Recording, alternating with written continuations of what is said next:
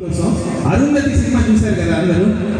So Arundhati cinema మీరు చూడకపోయినా శనివారం ఆదివారం ఈటీవీలో వేస్తూనే ఉంటారు ఇప్పుడు, ఎందుకంటే ఆ మల్లెమాల వాళ్ళ సినిమా అనేది శ్యాంప్రసాద్ రెడ్డి గారు నిర్మాతడానికి. సో ఆ మల్లెమాల సినిమాని కాకపోయినా మంచి హిట్ అయిన సినిమా కాబట్టి లేడీస్ బాగా. అందులో పశుపతి అనే క్యారెక్టర్ తెలుసు కదా, సోను సూద్ గారు చేశారు. సాయి కుమార్ గారి బ్రదర్ రవిశంకర్ గారు డబ్బింగ్ చెప్పారు ఆ వాయిస్కి.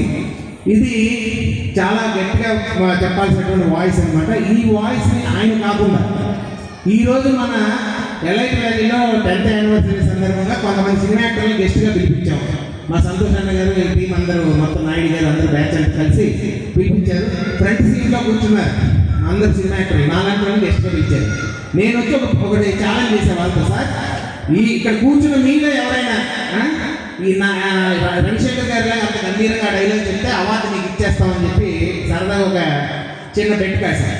కాసేపటికి అక్కడ ఉన్నటువంటి వాళ్ళు కొంతమంది చెయ్యెత్తారు, అవార్డు సరదా దక్కించుకుందాం, ఒక ట్రయల్స్ చూద్దాం, ట్రయల్ ఎందుకు మిస్ చేసుకోవాలని చెప్పి కొంతమంది చెయ్యెత్తారు. మేము చెప్తాం ఎవరు ఆ చెయ్యెత్తింది ఎలా చెప్పారనేది చూద్దాం. వారి వారి స్టైల్గా ఎలా చెప్పారు అరుంధతి ఒరిజినల్ డైలాగ్.